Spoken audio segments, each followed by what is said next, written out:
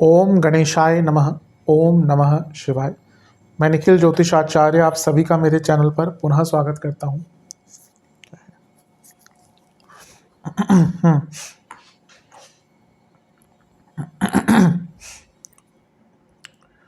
ओम गणेशाय नमः। ओम नमः शिवाय। मैं निखिल ज्योतिषाचार्य आप सभी का मेरे चैनल पर पुनः स्वागत करता हूं। आशा करता हूं कि आप सभी स्वस्थ होंगे। महादेव की कृपा आप सभी पर सदैव बनी रहे। ये वीडियो वृश्चिक यानी कि स्कॉर्पियो के लिए बहुत विशेष है, क्योंकि वीडियो है सूर्य देवता के राशि परिवर्तन के बारे में। सूर्य महाराज राशि बदल रहे हैं। कब बदल रहे हैं? 17 अक्टूबर को। कहाँ आ रहे हैं? आपके 12वें घर में। कौन सी राशि में? तुला राशि में। कब तक रहेंगे? 16 नवंबर 2025 तक रहेंगे। सूर्य अपने आप में बहुत विशेष हैं। उनको ग्रहों का राजा कहा गया है। सूर्य के कारकत्वों की बात करें तो आपके अंदर शौर्य कितना है, नाम कितना है आपका नाम कितना बन सकता है, आपका वर्चस्व क्या है, गुडविल क्या है, आप कितने ऊंचे पद तक पहुंच सकते हैं, आपका लोग कितना सम्मान करेंगे, सरकार, पॉलिटिक्स, सरकारी कार्य, पिताजी, बॉसेस, प्रमोशन, वैद्य, आयुर्वेद, बहुत चीज़ों का कारकत्व सूर्य के पास है। तो उनका राशि परिवर्तन चीज़ों को बदलता है, अवश्य बदलता है। जब यहाँ पे सूर्य का राशि परिवर्तन हो रहा है तो वो 24 तारीख तक बुध के साथ रहेंगे, क्योंकि उसके बाद बुध आगे चले जाएंगे, और 27 तारीख तक मंगल के साथ रहेंगे, फिर मंगल भी आगे चले जाएंगे। तो इसका बहुत इम्पैक्ट होगा जीवन पर। और यहाँ पे राहु की दृष्टि भी है तो उसका भी कुछ प्रभाव होगा। तो इन सभी चीज़ों की विवेचना करने का प्रयत्न करेंगे, क्या अच्छा क्या बुरा हो सकता है, किन एरियाज पर प्रभाव पड़ेगा, कहाँ पे डायरेक्टली कहाँ पे इनडायरेक्टली इम्पैक्ट पड़ेगा। लग्न राशि या चंद्र राशि यदि आपकी वृश्चिक है, दोनों ही गाइडेंस के लिए देख सकते हैं। जहाँ से ज़्यादा सूट और रिलेट करता है वहाँ से देखिए। व्यक्तिगत तौर पे मेरा मानना है लग्न से देखेंगे तो अच्छा, इनकेस नहीं पता है तो चंद्र राशि से भी इसको देख सकते हैं। कुछ उपाय भी बताऊंगा हमेशा की तरह। सूर्य देवता का गोचर हम सभी के लिए सुखद रहे, इसलिए इस वीडियो का आरंभ हम सूर्य देवता के एक मंत्रोच्चारण के साथ करेंगे। सूर्य देवता का गोचर हमारे लिए अच्छा हो, इसलिए हम एक सूर्य देवता के मंत्र के साथ ही इस विवेचन का आरंभ करेंगे। ओम भास्कराय विद्महे महातेजाय धीमहि तन्नो सूर्यः प्रचोदयात्। शुरू करते हैं। 12वें घर के सूर्य बहुत अच्छे तो नहीं माने जाते, यहाँ पे वो नीच की अवस्था के भी हो गए हैं, लेकिन कुछ चीज़ों पर अच्छा प्रभाव पड़ेगा। पहले अच्छी चीज़ों से ही शुरू करते हैं, फिर बुरी चीज़ों पे जाएंगे। एक चीज़ तो मैं हर बार समझाता आया हूँ कि नीच का ग्रह बुरा नहीं मानना चाहिए, वो कुछ अच्छी क्वालिटी से दूर हो जाता है। ये नहीं होता कि वो बुरा होता है। मैंने पिछली एक शुक्र की वीडियो आई थी, उसमें मैंने समझाया था अच्छी तरह से, जिसको समझना हो चाहे तो वीडियो देख सकते हैं। पहले जैसा मैंने कहा अच्छी चीज़ों से शुरू करते हैं। तो सूर्य आपके दशमेश हैं और 12वें घर में है, और वो आपके अष्टमेश बुध के साथ हैं जो चेंज दिखाता है, और लग्नेश के साथ हैं मंगल जो विपरीत राजयोग बनाकर बैठे हैं और अर्थ त्रिकोण के स्वामी हैं। On the brighter side, career में अगर आप चेंज लाना चाहते हैं, जॉब चेंज करना चाहते हैं, आपकी जॉब चली गई और आप नई जॉब ढूंढ रहे थे, ट्रांसफर्स चाहते थे, रोल चेंज करना चाहते थे, यानी कि करियर में बदलाव, और अगर आप विदेश में भी जॉब ढूंढ रहे थे, तो ये जो योग है ये बहुत अच्छा है। इन सब चीज़ों में आपको लाभ प्राप्त होगा।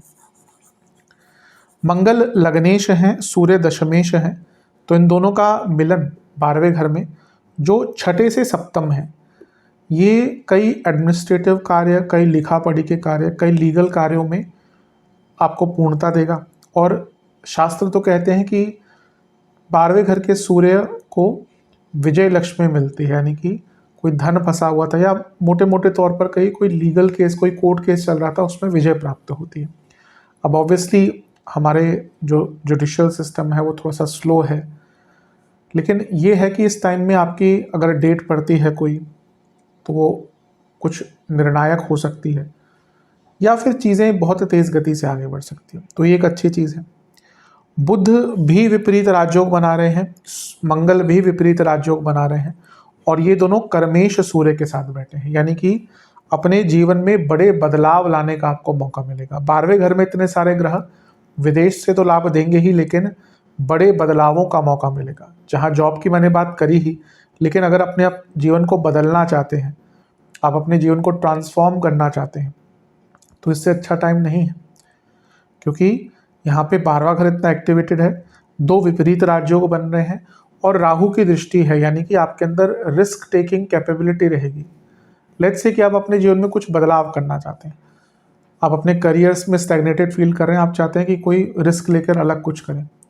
बिजनेस में आपको लग रहा है, क्योंकि सप्तम से छठे में है, आपको लगता है कि अब भाई चीज़ें बहुत रुक गई हैं, अब कुछ चीज़ें बदलनी पड़ेंगी, या आप अपने जीवन का लाइफस्टाइल, अपना लाइफस्टाइल चेंज करना चाहते हैं।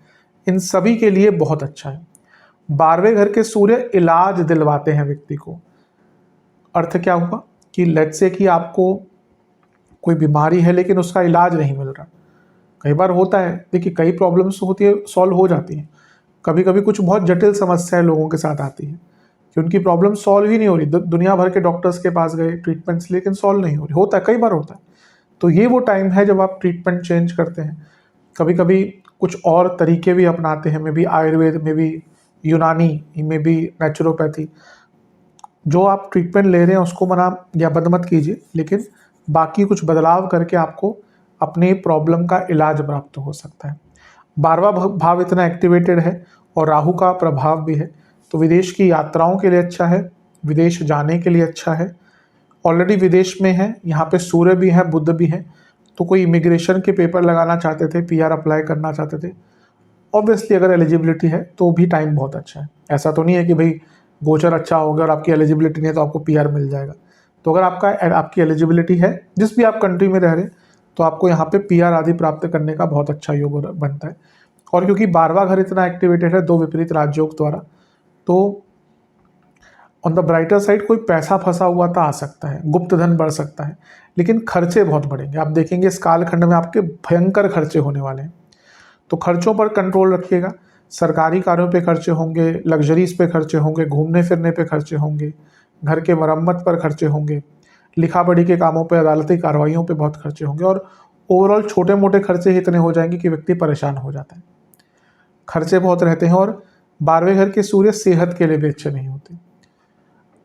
व्यक्ति चिंतित रहता है पैसों, यहाँ पे भले आपके पास कितना भी पैसा ना, आप देखेंगे इस 1 महीने में आप बहुत चिंतित रहेंगे पैसों के लिए कि पैसा कम ना पड़ जाए।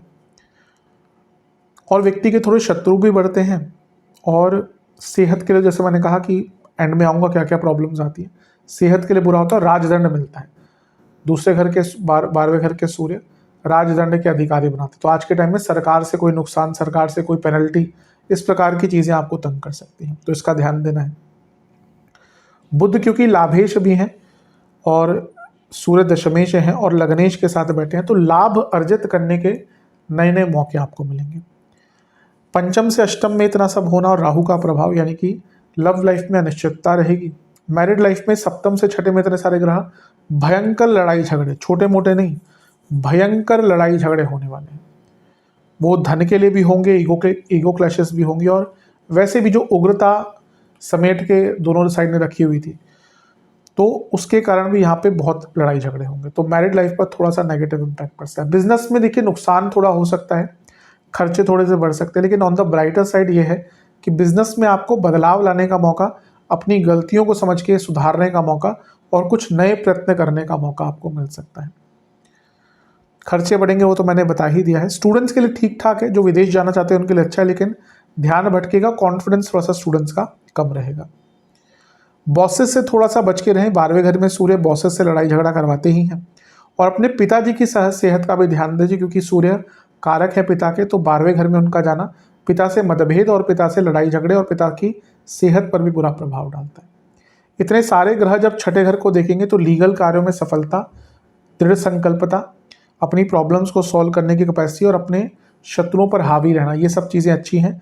कार्य क्षेत्र में अच्छा काम कर पाएंगे, लेकिन रिकॉग्निशन थोड़ा कम मिलेगा और कार्य का प्रेशर थोड़ा सा ज़्यादा रहेगा, तो इसके लिए भी अपने आप को तैयार रखिएगा। तो थोड़ा मिश्रित प्रकार का ही दिख रहा है, क्योंकि राहु का प्रभाव है ना, तो कॉन्फिडेंस कम रहेगा और रोग बहुत तंग कर सकते हैं। रोग पे हम आ ही जाते हैं, पैरों के रोग, हड्डियों के रोग, बीपी की प्रॉब्लम, गुप्त रोग, प्राइवेट पार्ट से जुड़ी प्रॉब्लम्स, महिलाओं को यूट्रस की प्रॉब्लम, पुरुषों में प्रोस्टेट की प्रॉब्लम, और लिवर से संबंधित रोग और डाइजेशन, ये सारी चीज़ों पर बहुत प्रभाव पड़ सकता है, तो इन सब पर ध्यान दीजिएगा।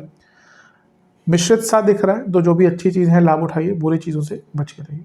उपाय की बात करते हैं। एक पात्र में जल, गुलाब जल और गुलाब की पंखुड़ियाँ मिश्रित करके सूर्य देवता को जल चढ़ाएं। महादेव का रक्त चंदन या लाल चंदन से अभिषेक करें, उनको चंदन का विलेपन करें या तिलक लगाएं। गुड़ से युक्त मिठाई का भोग लगाएं। घी का दिया अर्पण करें।